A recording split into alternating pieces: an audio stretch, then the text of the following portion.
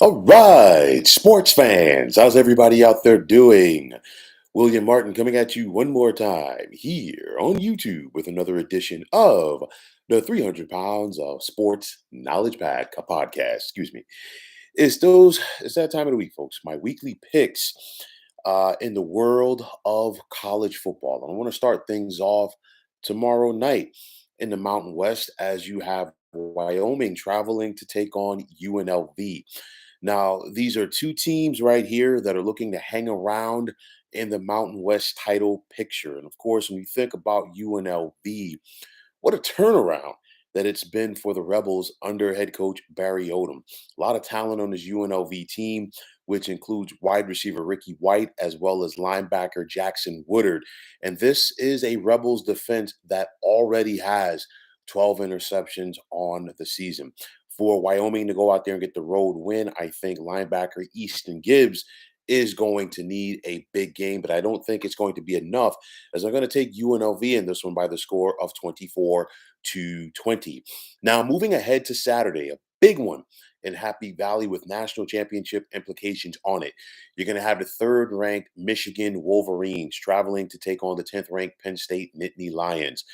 Michigan comes into this game favored by 4.5 points. Of course, we know all of the controversy right now going on with the Wolverines, but nonetheless, so far, they've been able to block all of that out and take care of their business on the football field. Now, as Michigan looks to keep on rolling, a lot of intrigue in this game. You got the number one defense in the nation for Michigan, and you got the number two defense in Penn State. So let's see who's going to break in this one. For Michigan, when you think about their offense, it's all about that ground attack with Blake Corum and Donovan Edwards. And then, of course, the playmaking ability of quarterback J.J. McCarthy.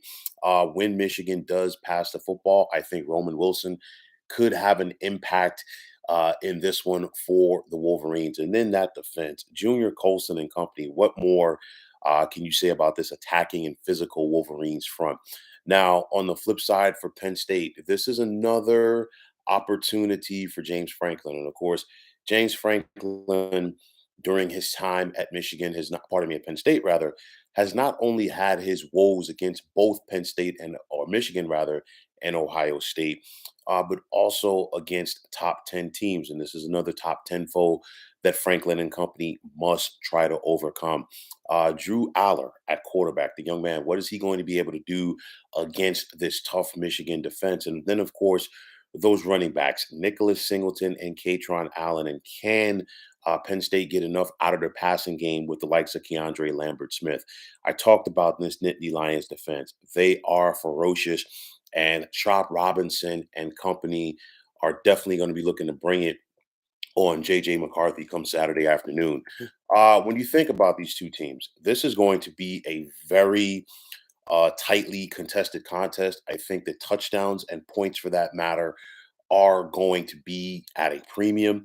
It's going to come down to field position, special teams, and turnovers. And then on top of that, when you're able to move the football and getting the scoring range, getting touchdowns and not settling for field goal attempts, I think that's going to be a big. I give the slight edge to Michigan's offense in this one going up against Penn State's D.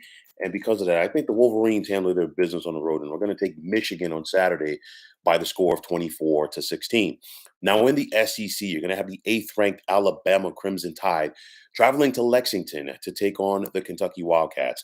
Now, the Crimson Tide come into this contest favored by 11 points, and a win over the Wildcats on Saturday would send Alabama to Atlanta for the SEC championship game. And as Alabama has been rolling, will they be able to avoid the upset against Kentucky? You think about that Swiss Army knife at quarterback for the Crimson Tide, and I'm talking about Jalen Milrow. Week by week, this young man continues to get better and better. You just see the confidence exude from him. Alabama, their offense has been getting it going with the likes of running back Jace McClellan, and then, of course, wide receivers Jermaine Burton and Isaiah Bond. You can't say enough about this Alabama defense, especially up front with the likes of Chris Braswell, Deontay Lawson, and Dallas Turner. Devin Leary at quarterback, what is he going to be able to do against this Alabama front? I don't think he's going to be able to do enough. And because of that, I'm going to take the Tide on the road by the score of 34-20. Now, in the ACC, a big time rivalry game that has obviously taken a back step, and that's Miami traveling to Tallahassee to take on the fourth ranked Seminoles of Florida State.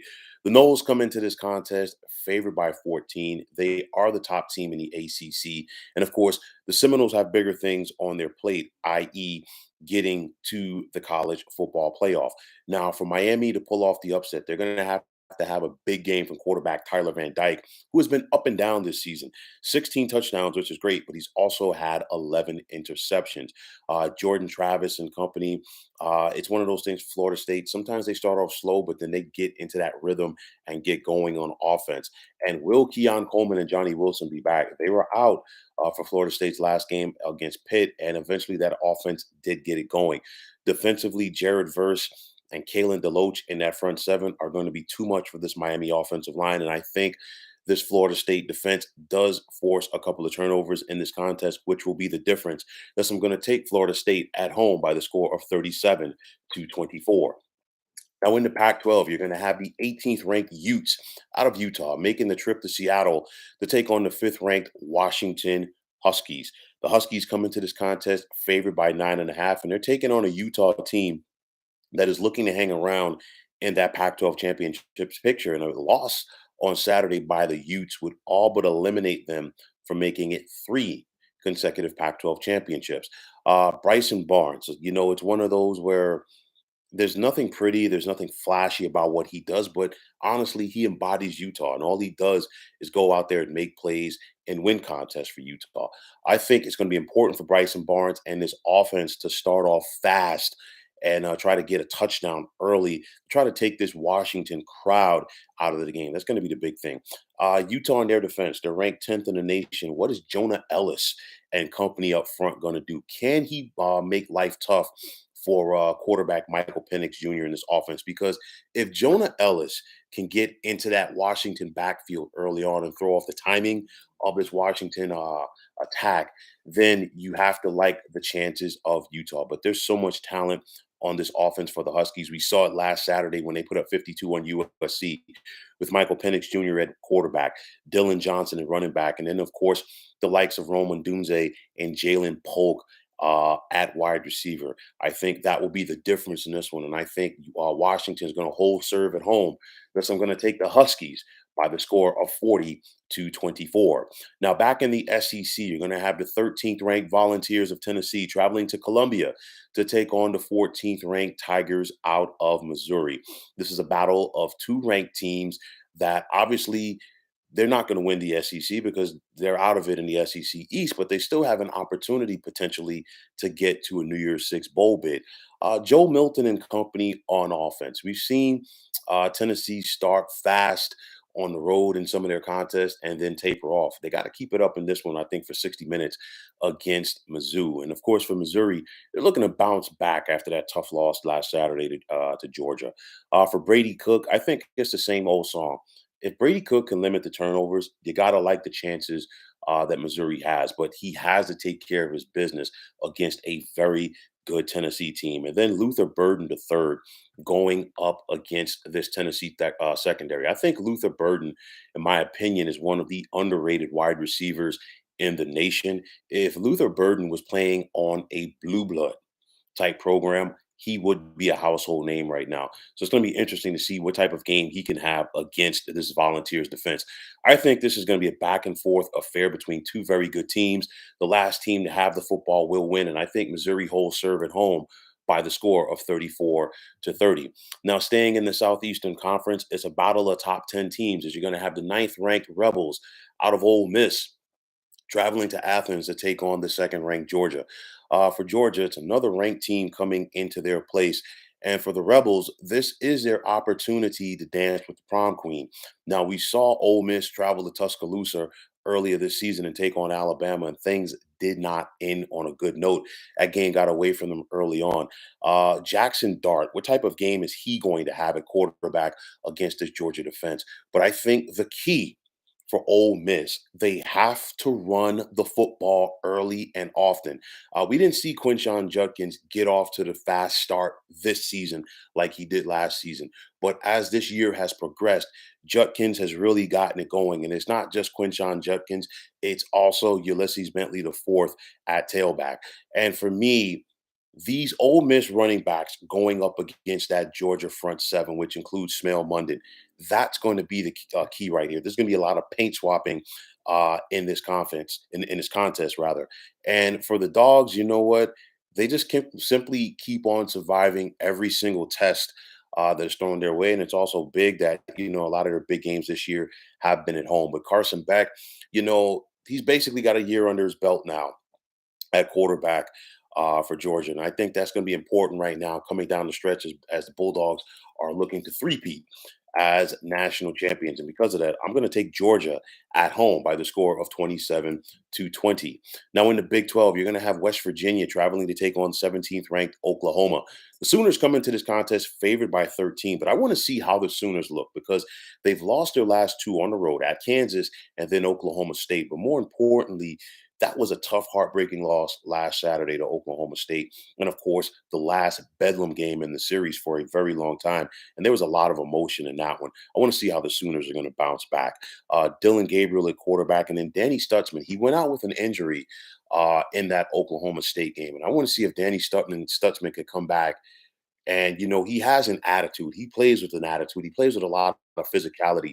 More importantly, he sets the tone for this Oklahoma defense. And that's going to be important. Now, they're taking on a West Virginia team that still has a chance to get to Arlington for the Big 12 championship game, led by linebacker Lee Koba. I'm not sure if it's going to be enough for the Mountaineers in this one. And I think Oklahoma does get back on track Saturday. That's going to take the Sooners by the score of 37-20. Now, back in the Pac-12, you're going to have USC traveling to Eugene to take on the sixth-ranked Oregon Ducks. The Ducks come into this contest favored by 15 points, and I think the Ducks are a very dangerous team. And for USC, we know that they could score points, but they got to fix their defensive woes. Of course, Alex Grinch was relieved of his duties several days ago as SC's defensive coordinator, but at the end of the day, will USC defensively be able to make enough plays? I'm not sure. We know what the Trojans can do on offense, led by Caleb Williams, but if you can't stop anybody, it's very difficult to win games. And then, of course, you're looking at this Ducks offense. It's fluid in motion with the likes of Bo Nix at quarterback, Bucky Irving at running back, and then wide receiver Troy Franklin. I think USC will play a little bit better defensively, but Oregon is not a team that you want to try to scrimmage against when you're trying to get things worked out, so to speak. And because of that, I'm going to take the Ducks to hold serve at home by the score of 41-31. And finally, back in the Mountain West, I opened with the Mountain West, and now I'm going to close with the Mountain West. You're going to have Fresno State traveling to take on San Jose State.